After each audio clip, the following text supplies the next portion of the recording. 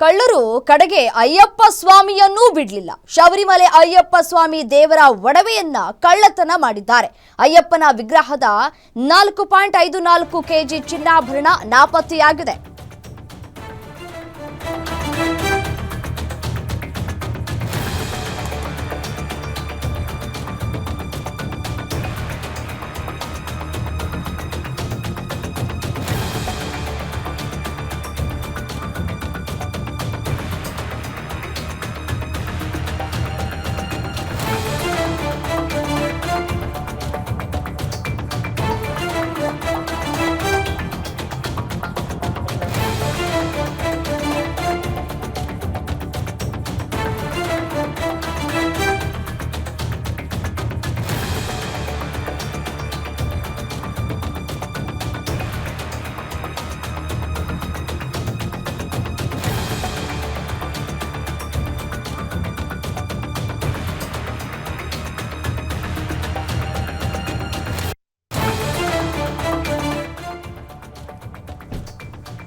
ಕಳ್ಳರು ಕಡೆಗೆ ಅಯ್ಯಪ್ಪ ಸ್ವಾಮಿಯನ್ನು ಕೂಡ ಬಿಡಲಿಲ್ಲ. ಶಬರಿಮಲೆ ಅಯ್ಯಪ್ಪ ಸ್ವಾಮಿ ದೇವರ ಒಡವೆಯನ್ನ ಕಳ್ಳತನ ಮಾಡಲಾಗಿದೆ.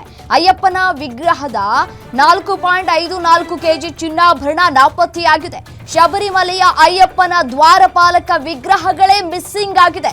ದ್ವಾರಪಾಲಕ ವಿಗ್ರಹಗಳಿಗೆ ಚಿನ್ನ ಲೇಪಿತ ಕವಚವನ್ನ ಹಾಕಲಾಗಿತ್ತು. 2019ರಲ್ಲಿ ಕವಚಗಳನ್ನ ತೆಗೆದಿದ್ದಾಗ 42.8 ಕೆಜಿ ತೂಕ ಇತ್ತು. 2019ರಲ್ಲಿ ಉನ್ನಿಕೃಷ್ಣನ ಪೊಟ್ಟಿ ಕವಚಗಳನ್ನ ಪಾಲಿಶ್ ಮಾಡಿಸಿದ್ರು. ಈಗ ಅದೇ ವಿಗ್ರಹಗಳ ಚಿನ್ನದ ಕವಚದ ತೂಕ 38.25 ಕೆಜಿ ಮಾತ್ರ ಇದೆ. 4.54 ಕೆಜಿ ಬಂಗಾರ ಏನಾಯ್ತು? ಎಲ್ಲಿಗೆ ಹೋಯ್ತು? 1999ರಲ್ಲಿ ನಿರ್ಮಾಣವಾಗಿದ್ದಂತಹ ಚಿನ್ನದ ವಿಗ್ರಹದ ಚಿನ್ನ ಕರಗಿದ್ ಎಲ್ಲಿ? 40 ವರ್ಷ ವಾರಂಟಿ ಕೊಟ್ಟು ನಿರ್ಮಾಣ ಮಾಡಿದ್ದಂತಹ ಚಿನ್ನದ ವಿಗ್ರಹ ಹೊಳಪು ಕಳೆದುಕೊಂಡಿದ್ದಂತಹ ಚಿನ್ನವನ್ನ ಪಾಲಿಶ್ ಮಾಡುವುದಕ್ಕೆ ಕೊಡಲಾಗಿತ್ತು. ಹೊಸದಾಗಿ ಚಿನ್ನದ ಲೇಪನ ಹಾಕೋದಕ್ಕೆ ಕೊಟ್ಟಿದಾಗ ಈ 4.54 ಕೆಜಿ ಬಂಗಾರ ಎಲ್ಲಿ ಹೋಯ್ತು? ಯಾಕೆ ಮಿಸ್ ಆಯ್ತು? 2019 ಪ್ರಕರಣದ ಸಮಗ್ರ ತನಿಖೆಗೆ ಕೇರಳ ಹೈಕೋರ್ಟ್ ಸೂಚನೆಯನ್ನ ಕೊಟ್ಟಿದೆ. ಭಕ್ತ ಉನ್ನಿಕೃಷ್ಣನ್ ಸ್ಮಾರ್ಟ್ ಕ್ರಿಯೇಷನ್ಸ್ ಹಾಗೂ ಟಿಟಿಡಿ ವಿರುದ್ಧವೂ ತನಿಖೆಯನ್ನ ಮಾಡಲಾಗತ್ತೆ. ಎಲ್ಲಿ ಹೋಯ್ತು ಈ ಚಿನ್ನಾಭರಣ? ಹಾಗಿದ್ರೆ 4.54 ಕೆಜಿ ಬಂಗಾರ ಏನಾಯ್ತು? ಪಾಲಿಶ್ ಮಾಡಿಸೋದಕ್ಕೆ ಕೊಟ್ಟಂತಹ ಸಂದರ್ಭದಲ್ಲಿ ಕಳ್ಳತನವನ್ನ ಮಾಡಿದ್ರಾ? ಅದನ್ನ ಕರಗಿಸ್ಕೊಂಡು ಚಿನ್ನವನ್ನ ವಾಪಸ್ ಕೊಟ್ರಾ? ನೋಡಿ, 38.25 ಕೆಜಿ ಮಾತ್ರ ಚಿನ್ನ ಇದೆ. ಉಳಿದ ಚಿನ್ನ ಏನಾಯ್ತು? 4.54 ಕೆಜಿ ಬಂಗಾರ ಏನಾಯ್ತು? ದೇವರ ಒಡವೆಯನ್ನು ಕೂಡ ಬಿಡೋದಿಲ್ಲ. ಅದು ಶಬರಿಮಲೆ ಅಯ್ಯಪ್ಪ ಸ್ವಾಮಿಯ ಒಡವೆ ಕಳ್ಳತನ ಮಾಡ್ತಾರೆ ಅಂತಂದ್ರೆ ಇನ್ಯಾಪರಿ ಮಟ್ಟಕ್ಕೆ ಈ ಕಳ್ಳರಿದ್ದಾರೆ ಅಂತ ಯೋಚನೆ ಮಾಡಿ. ಇನ್ನು ಇದೇ ವಿಚಾರಕ್ಕೆ ಸಂಬಂಧಪಟ್ಟಂತೆ ಮತ್ತಷ್ಟು ಡೀಟೇಲ್ಸ್ ಕೊಡ್ತಾ ಹೋಗ್ತಾರೆ ನಮ್ಮ ಪ್ರತಿನಿಧಿ ಡಿಜಿಟಲ್ ಎಡಿಟರ್ ದಿಲೀಪ್ ದೂರವಾಣಿ ಸಂಪರ್ಕದಲ್ಲಿದ್ದಾರೆ. ದಿಲೀಪ್, ಅಯ್ಯಪ್ಪನ ವಿಗ್ರಹವನ್ನು ಕೂಡ ಬಿಡಲ್ಲ ಅಂತಂದ್ರೆ ಇನ್ಯಾಪರಿ ಮಟ್ಟಕ್ಕೆ ಕಳ್ಳತನ ಆಗ್ತಾ ಇದೆ ಅಂತ ಹೇಳಿ ಅನುಮಾನಗಳು ಬರೋದು ಸಹಜ. ಈಗ ಈ 4.54 ಕೆಜಿ ಬಂಗಾರ ಏನಾಯ್ತು? ಯಾರು ಕರಗಿಸ್ಕೊಂಡ್ರು? ಪಾಲಿಶ್ ಕೊಟ್ಟಂತಹ ಸಂದರ್ಭದಲ್ಲಿ ವಾಪಸ್ ತೆಗೆದುಕೊಂಡಾಗ ಸರಿಯಾಗಿ ಇವರು ಕೆಜಿಯನ್ನ ಏನು ಕಂಡು ಹಿಡ್ಕೊಳ್ಳುವಂತಹ ಕೆಲಸವನ್ನ ಮಾಡ್ಲಿಲ್ವಾ ಅಂತ ಹೇಳಿ ಪ್ರಶ್ನೆ. ರಮ್ಯಾ, ಈ ಒಂದು ಪ್ರಕರಣ ಏನಿದೆ ಇದು ಸಾಕಷ್ಟು ಗೊಂದಲದ ಗೂಡಾಗಿದೆ ಅಂತ ಹೇಳ್ಬೋದು. ಯಾಕಂದ್ರೆ ಇದೇ ಕಾರಣಕ್ಕೆ ಈ ಪ್ರಕರಣವನ್ನ ಒಂದು ಸಮಗ್ರ ತನಿಖೆಗೆ ಕೇರಳ ಹೈಕೋರ್ಟ್ ಆದೇಶ ನೀಡಿರೋದು.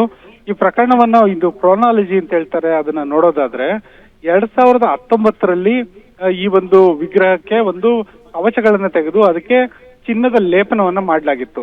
2019ರಲ್ಲಿ ಕವಚಗಳನ್ನ ತೆಗೆದಾಗ ಅದಕ್ಕೆ 42.8 ಕೆಜಿ ತೂಕ ಇತ್ತು. ಹಾಗೆ ನೋಡಿದ್ರೆ ಈ ಕವಚಗಳನ್ನ ಹಾಕಿದ್ದು 2009ರಲ್ಲಿ. 2009ರಲ್ಲಿ ಕವಚಗಳನ್ನ ಹಾಕಿದ್ದು 40 ವರ್ಷಗಳ ಕಾಲ ಈ ಒಂದು ಕವಚಗಳಲ್ಲಿರೋ ಚಿನ್ನಕ್ಕೆ ಪಾಲಿಶ್ ಬೇಕಾಗಿಲ್ಲ, ಅದು ಒಳಪಿನಿಂದ ಕೂಡಿರುತ್ತೆ ಅಂತ ಹೇಳ್ಬಿಟ್ಟು ಹೇಳಲಾಗಿತ್ತು. ಆದ್ರೆ ಏನೊಂದು ಅಯ್ಯಪ್ಪ ಸ್ವಾಮಿ ದೇವಸ್ಥಾನದ 16 ಮೆಟ್ಲುಗಳನ್ನ ಹತ್ತಿದ ನಂತರ ಅಯ್ಯಪ್ಪ ಸ್ವಾಮಿಯ ಒಂದು ಗರ್ಭಗುಡಿಯಲ್ಲಿರೋ ವಿಗ್ರಹವನ್ನ ತಲುಪೋಕ್ಕಿಂತ ಮುಂಚೆ ಎಡ ಮತ್ತು ಬಲಭಾಗದಲ್ಲಿ ಈ ಒಂದು ದ್ವಾರಪಾಲಕ ವಿಗ್ರಹಗಳಿದಾವೆ. ಈ ಒಂದು ವಿಗ್ರಹಗಳ ಏನೊಂದು ಕವಚ ಇತ್ತು ಅದು ಒಳಪನ್ನ ಕಳ್ಕೊಂಡಿತ್ತು. ಅಂದ್ರೆ 2019 ಅಂದ್ರೆ ಈ ಕೇವಲ 20 ವರ್ಷಕ್ಕೇನೆ ಅದು ಒಳಪನ್ನ ಕಳ್ಕೊಂಡಿತ್ತು. ಆ ಸಂದರ್ಭದಲ್ಲಿ ಈ ಒಂದು ಕವಚವನ್ನ ತೆಗೆದು ಅದನ್ನ ಪಾಲಿಶ್ ಮಾಡೋದಕ್ಕೆ ಅಂತ ಹೊರಡ್ತಾರೆ. ಮೇಲಾಗಿ ಈ ಒಂದು ಕವಚವನ್ನ ತೆಗೆಯೋ ಸಂದರ್ಭದಲ್ಲಿ ದೇವಸ್ವಂ ಬೋರ್ಡ್ ಏನಿದೆ ಅದು ಸರ್ಕಾರದ ಅನುಮತಿಯನ್ನ ಪಡೆದಿರಲ್ಲ. ಇದು ಒಂದು ಮೊದಲನೇ ಪಾಯಿಂಟ್ ಇಲ್ಲಿ ಗಮನಾರ್ಹವಾಗಿರೋದು. ಮತ್ತೆ ಈ ಒಂದು ಕವಚವನ್ನ ತೆಗೆದಂತ ಸಂದರ್ಭದಲ್ಲಿ ಅದು 42.8 kg ತೂಕ ಇತ್ತು. ಇನ್ನು ಆ ಕವಚವನ್ನ ತಮಿಳುನಾಡಿನಲ್ಲಿರುವಂತ ಸ್ಮಾರ್ಟ್ ಕ್ರಿಯೇಷನ್ ಅನ್ನೋ ಸಂಸ್ಥೆಗೆ ರವಾನೆ ಮಾಡಲಾಯಿತು.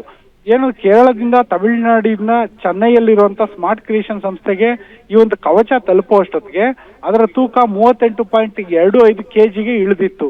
ಅಂದ್ರೆ ಈ ಒಂದು ಸಾಗಣೆ ಮಾರ್ಗದಲ್ಲೇನೆ 4.54 kg ಬಂಗಾರ ಮಾಯ ಆಗಿದೆ.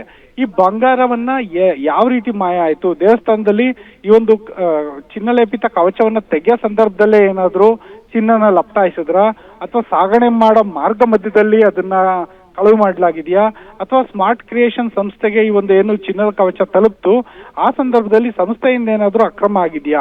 ಈ ಎಲ್ಲಾ ವಿಚಾರದ ಬಗ್ಗೆ ಕೇರಳ ಹೈಕೋರ್ಟ್ ಸಮಗ್ರವಾಗಿ ತನಿಖೆ ಮಾಡಿ ಅಂತ ಆದೇಶ ಕೊಟ್ಟಿದೆ. ಎಲ್ಲದಕ್ಕಿಂತ ಹೆಚ್ಚಾಗಿ 1999ರಲ್ಲಿ ಈ ಒಂದು ಚಿನ್ನದ ಕವಚಗಳನ್ನ ಹಾಕದಂತ ಸಂದರ್ಭದಲ್ಲಿ 40 ವರ್ಷ ವಾರಂಟಿ ಕೊಟ್ಟಿತ್ತು ಸಂಸ್ಥೆ. ಆದ್ರೆ 40 ವರ್ಷ ಇದ್ದಿದ್ದ ವಾರಂಟಿ ಕೇವಲ 20 ವರ್ಷಕ್ಕೆ, ಅಂದ್ರೆ ವಾರಂಟಿ ಅರ್ಧ ಸಮಯಕ್ಕೆನೆ ಇದನ್ನ ತೆಗೆಯುವಂತ ಅನಿವಾರ್ಯತೆ ಏನ್ ಬಂತು? ಅದು ಕೂಡ ಒಂದು ತನಿಖೆ ಭಾಗ ಆಗಲಿದೆ ರಮ್ಯಾ. ಓಕೆ, ಥ್ಯಾಂಕ್ ಯು ತಮ್ಮೆಲ್ಲ ಮಾಹಿತಿಗಾಗಿ.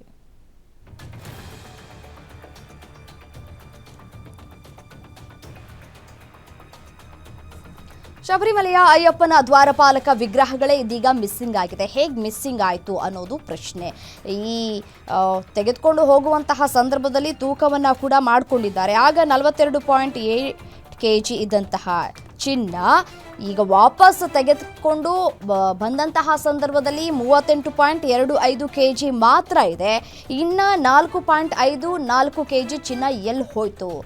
ಪಾಲಿಶ್ ಮಾಡಿ ಕೊಟ್ಟವನ ತಪ್ಪ, ಅಥವಾ ವಾಪಸ್ ತೆಗೆದುಕೊಂಡು ಬರುವಂತಹ ಸಂದರ್ಭದಲ್ಲಿ ಐಜಾಕ್ ಮಾಡಿದ್ರೆ ಗೊತ್ತಿಲ್ಲ. ತನಿಖೆ ಆಗಬೇಕು. ಅದಾದ ನಂತರ ಸತ್ಯಾಸತ್ಯತೆ ಹೊರಬೀಳಲಿಕ್ಕಿದೆ.